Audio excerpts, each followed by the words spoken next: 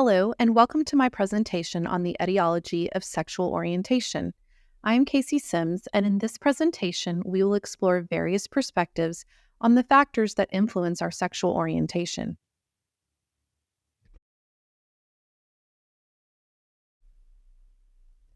Biological perspectives, exploring genetic, hormonal, neurological, and evolutionary theories of sexual orientation.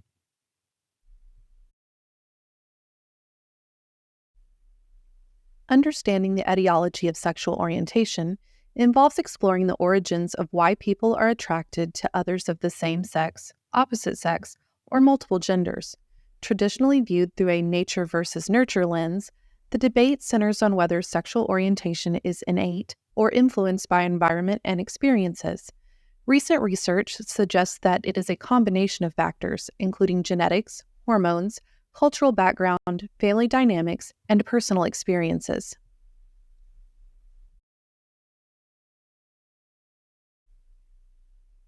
Research into the genetic basis of sexual orientation often involves studying twins.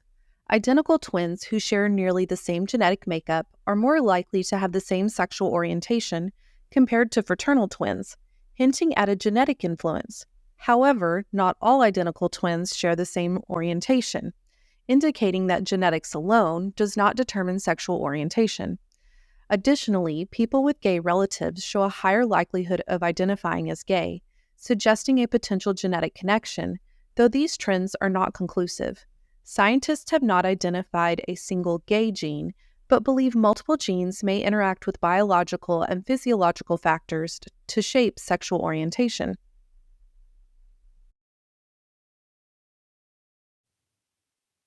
Researchers examine how prenatal hormone exposure may influence sexual orientation. The androgen exposure theory suggests that varying levels of testosterone in male fetuses could affect their attractions, potentially leading to non-heterosexual orientations. Some studies indicate that non-heterosexual individuals may have experienced different hormonal conditions in the womb. However, this connection is not definitive, as hormonal levels do not guarantee a specific sexual orientation.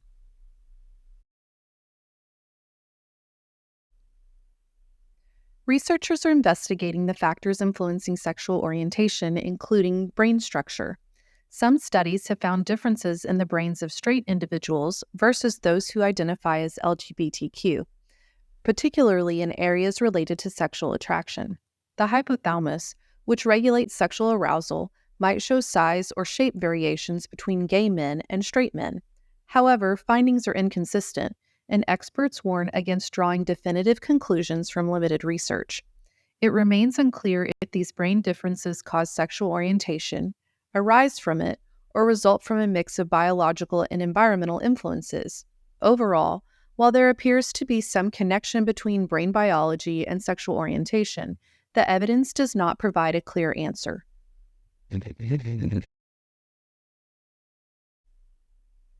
Evolutionary theories about sexual orientation address a curious question. How does same-sex attraction persist if it rarely leads to children? This is known as the evolutionary paradox. One explanation, the kin selection theory, suggests that individuals without children can still support their relatives' offspring, aiding their family's genetic legacy. Another theory, the balanced polymorphism theory, proposes that genes associated with same-sex attraction might offer advantages when inherited from one parent, helping individuals thrive despite not reproducing. While these concepts are theoretical and not facts, they enhance the discussion about human diversity and suggest potential indirect benefits of same-sex attraction within communities.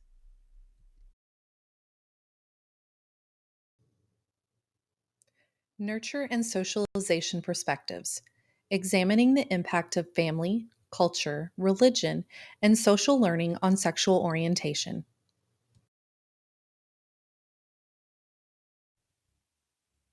Socialization theories propose that a person's sexual orientation may be influenced by their childhood experiences and environment, particularly parental behavior. In the past, some psychological theories suggested that distant or overly controlling parents could affect a child's future sexual orientation. However, these ideas have often been misused to negatively stereotype LGBTQ identities, implying they arise from issues rather than being part of human diversity. Recent research shows no solid evidence linking upbringing or parenting to sexual orientation, leading many to view these theories as outdated. However, they still appear in some religious and cultural discussions.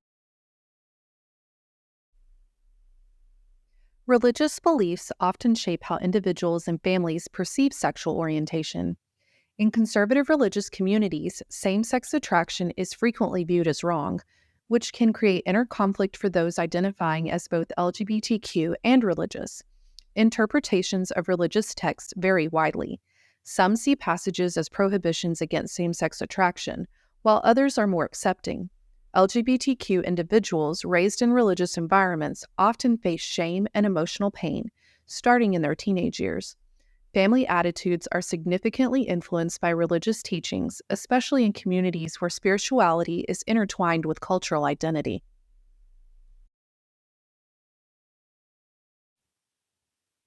Culture significantly shapes how individuals understand and express their sexual orientation. Many cultures view heterosexuality as the norm, a concept known as heteronormativity, which can marginalize LGBTQ identities. This lack of representation in media, education, and religious teachings may leave LGBTQ individuals feeling isolated and confused about their identities. Additionally, factors such as race, ethnicity, and socioeconomic background can further complicate their experiences. However, some cultural communities offer strong support and traditions that empower LGBTQ individuals, helping them feel accepted and thrive.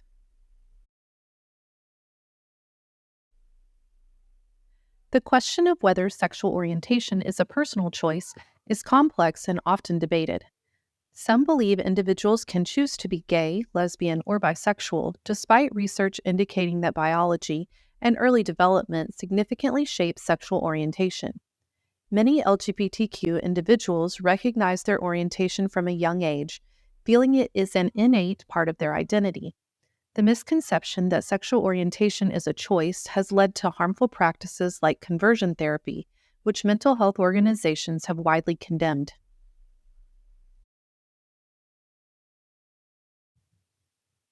When families ask why, exploring how families interpret, respond, and adapt to ideological beliefs.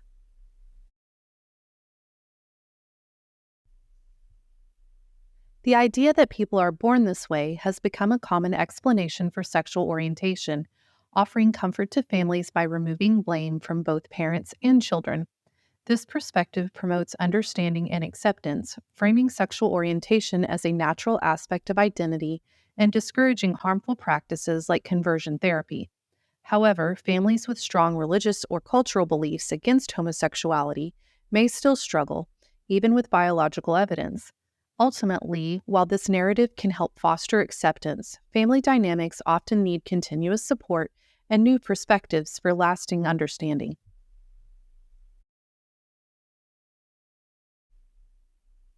When families believe a person's sexual orientation is shaped by upbringing rather than being inherent, it can trigger various emotional responses. Parents may feel guilty, thinking they have made mistakes in raising their child, which can lead to shame and secrecy, particularly in communities concerned about societal or religious judgments. This belief can also result in attempts to change a person's sexuality, creating further pressure and emotional distance, particularly in traditional families. Consequently, acceptance may be delayed, straining relationships as parents cling to their view of normal. From a family systems perspective, families are interconnected, where each member's identity influences the others. When someone comes out as LGBTQ, it can disrupt the family structure and reveal hidden issues, particularly in families with strict beliefs about gender roles. Reactions to an LGBTQ member may include keeping secrets, forming alliances, or shifting emotional attention among siblings, leading to a culture of silence. Cultural beliefs, religious values, and family narratives shape these responses. Effective therapy for families involves recognizing that the LGBTQ members' experience fits into a larger context, addressing the family's dynamics to promote healing.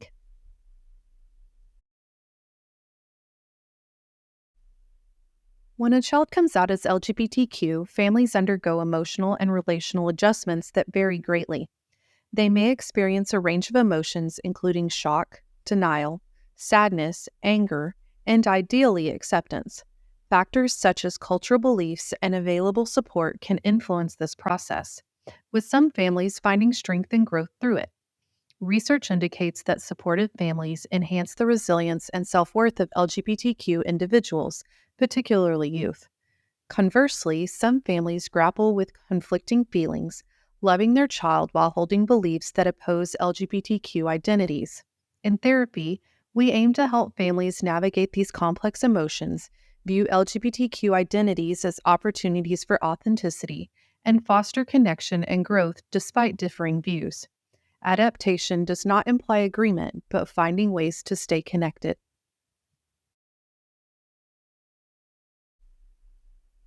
LGBTQ experiences and microaggressions.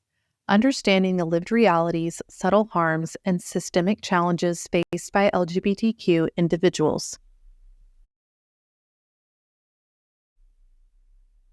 Many LGBTQ individuals become aware of their differences during childhood or adolescence, which can lead to confusion, loneliness, and fear, especially in unsupportive environments.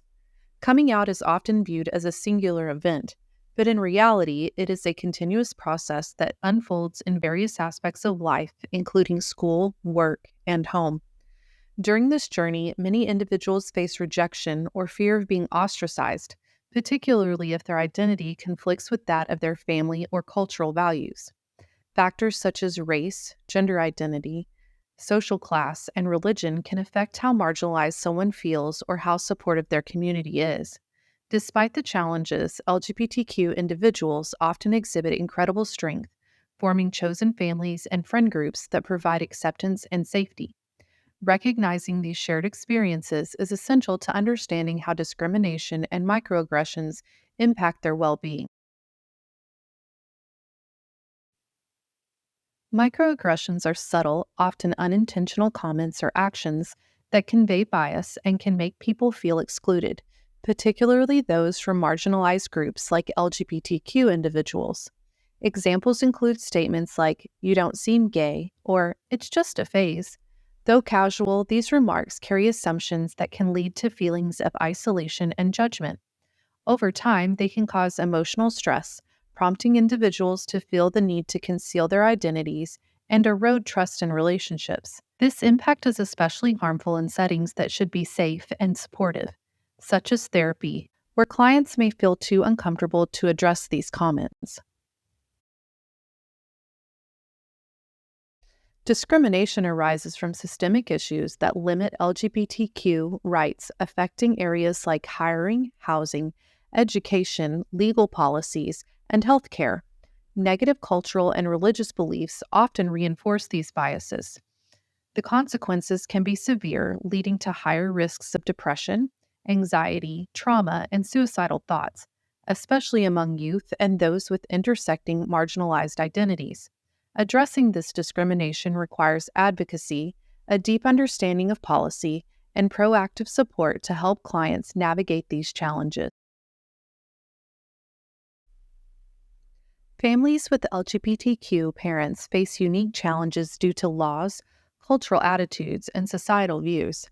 They often encounter obstacles in areas like adoption, legal recognition, and access to healthcare, leading to custody issues and potential stigma for their children. Additionally, acceptance from family members can be challenging, especially when cultural or religious beliefs are involved, which may lead to feelings of isolation and disconnection. However, research shows that LGBTQ families often demonstrate strong resilience and intentionality, with children thriving emotionally and socially, similar to those from traditional family structures. Therapeutic considerations. Navigating complex ethical, clinical, and relational realities in work with LGBTQ clients and families. Many modern therapy approaches for LGBTQ individuals, such as affirmative therapy and multicultural frameworks, prioritize creating a safe space and validating experiences. While these methods have improved self acceptance, some experts caution against focusing solely on affirmation without addressing deeper psychological, emotional, or spiritual conflicts. Therapy should help clients understand their experiences and explore various aspects of their identity without pressure to conform. The goal is to foster harmony in all areas of their lives, including relationships and beliefs. Understanding LGBTQ identities requires examining factors like family dynamics, culture, religion, race, and socioeconomic status. A broader perspective allows us to see how concepts of gender, sexuality, and belonging are passed down through generations, shaping family roles and communication patterns. Many LGBTQ individuals struggle between respecting their family's values and expressing their true selves, leading to internal conflict. Therapy should provide a safe space for exploration rather than rushing to label identities. Therapists must be patient and supportive, allowing clients to navigate their journey of self discovery and understand their own stories.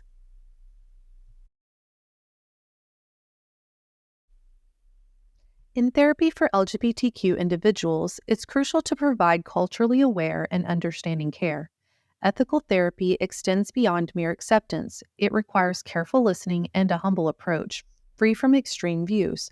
Therapists should respect clients' wishes, focusing on minimizing harm and being culturally sensitive. This involves assisting clients in navigating complex emotional and moral challenges tied to their identities, beliefs, and family dynamics. Such work requires patience and support, allowing for uncertainty and acknowledging that identities can evolve. Ultimately, therapists should accompany clients on their journey with empathy and care rather than trying to solve their issues for them.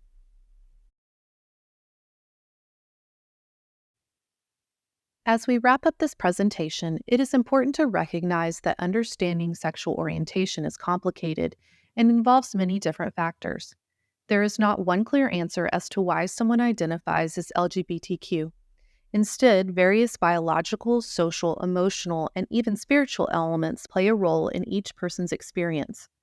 Families react to their loved one's sexual orientation in many different ways. Some might find reassurance in scientific explanations, while others grapple with social or religious beliefs that create tension. Over time, these reactions can evolve in response to personal beliefs and family dynamics. LGBTQ individuals and their families must have access to supportive environments where they can safely explore their questions and identities without feeling pressured to fit into any specific mold. As therapists, we have a responsibility to provide care that is both supportive and open minded, striking a balance between encouragement and genuine exploration and understanding. No single perspective should overshadow the unique experiences of each person we work with. We should approach our work with humility, embracing the unknown and showing deep respect for the dignity and worth of every individual and family we serve.